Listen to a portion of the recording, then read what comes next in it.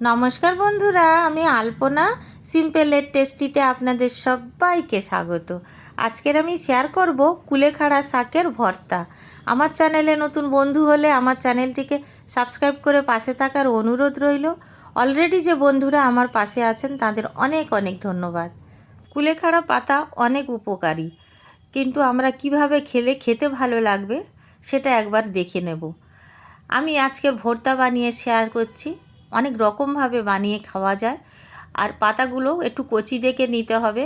বেশি কাঁটা কাঁটা হয়ে গেলে তাহলে অতটা ভালো হয় না, নানানভাবে রান্না করা যায় না, শুধু পাতাটা খাওয়া যায়।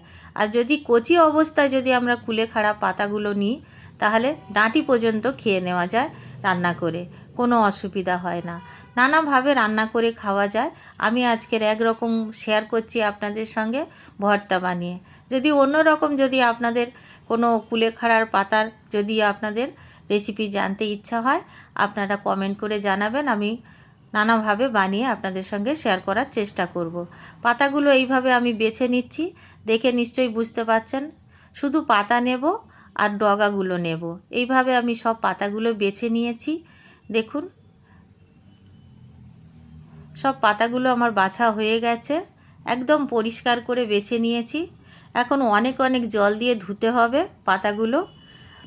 আমি ডাঁটিগুলো ফেলে দিয়েছি। দেখুন, এই ডাঁটিগুলো অনেকটা শক্ত হয়ে গেছে, তাই ডাঁটিগুলো এখন খাওয়া যাবে না। এখন আমি জল দিয়ে ধুয়ে নেব। আমি এখানে 1 লিটার জল দিয়ে ধুচ্ছি, কিন্তু এই 1 লিটার জলে কিছু হবে না। যে কোনো শাক পাতা ডুবিয়ে ডুবিয়ে বেশি বেশি জল দিয়ে বারবার জল বদলে ধুয়ে নিতে হবে। শাক পাতা সবসময় পরিষ্কার করে তারপরে রান্না করতে হবে।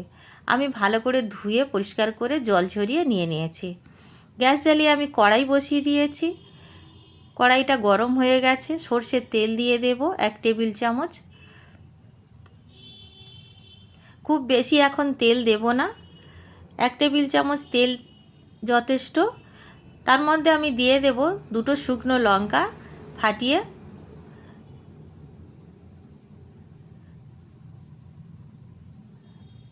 দিয়ে দেব একটুখানি রসুন। এখানে আমি রসুন দেব 15 কোয়া মতো রসুন দিয়েছি।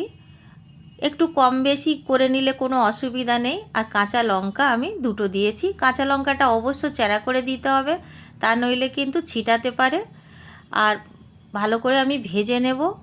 হালকা বাদামি কালার এসে যাবে, ভাজতে হবে। আমি কালো জিরে দিয়ে দিলাম 1/2 চায়ের চামচ। কালো জিরে দিলে আরও ভালো লাগবে খেতে।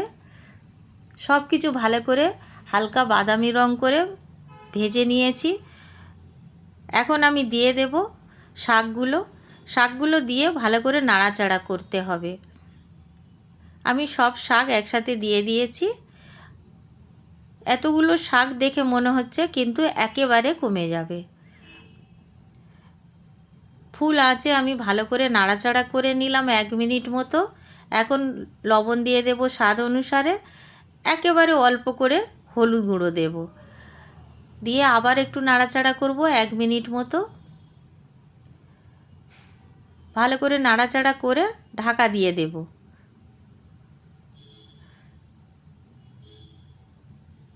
ঢাকা দিয়ে লো ফ্লেমে আমি রেখে দেব 3 থেকে 4 মিনিট।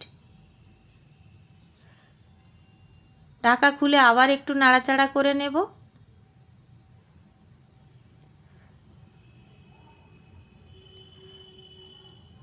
খুব ভালো করে নাড়াচাড়া করে নিতে হবে। দেখে নিশ্চয়ই বুঝতে পারছেন কতটা শাকটা কমে গেছে। আমি আরও একটু ঢাকা দিয়ে 1 মিনিট মতো রেখে দেব। 1 মিনিট পরে আমি ঢাকা খুলে আবার নাড়াচাড়া করে নেব।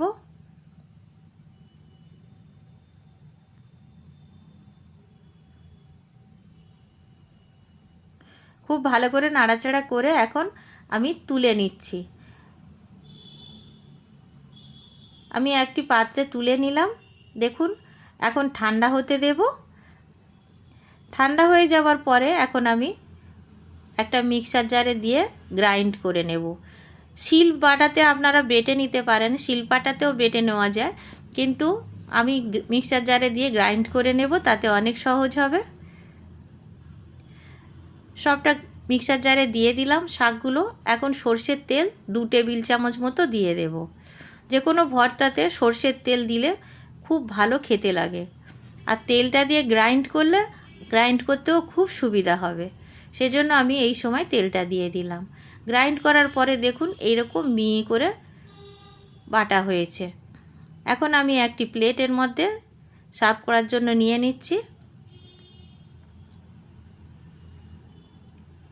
দেখুন কত সুন্দর দেখতে হয়েছে, আর কত পাতা কতটুকু হয়ে গেছে। আমি 2টো লঙ্কা দিয়ে সার্ভ করলাম। আপনারা বাড়িতে বানাবেন, গরম ভাতের সাথে খাবেন। কেমন লাগলো কমেন্ট করে জানাবেন। রেসিপি যদি ভালো লাগে লাইক করবেন, শেয়ার করবেন। নতুন বন্ধু হলে সাবস্ক্রাইব করতে ভুলবেন না যেন। আজকের এই পর্যন্ত, দেখা হবে পরের ভিডিও। সুস্থ থাকবেন। ধন্যবাদ, নমস্কার।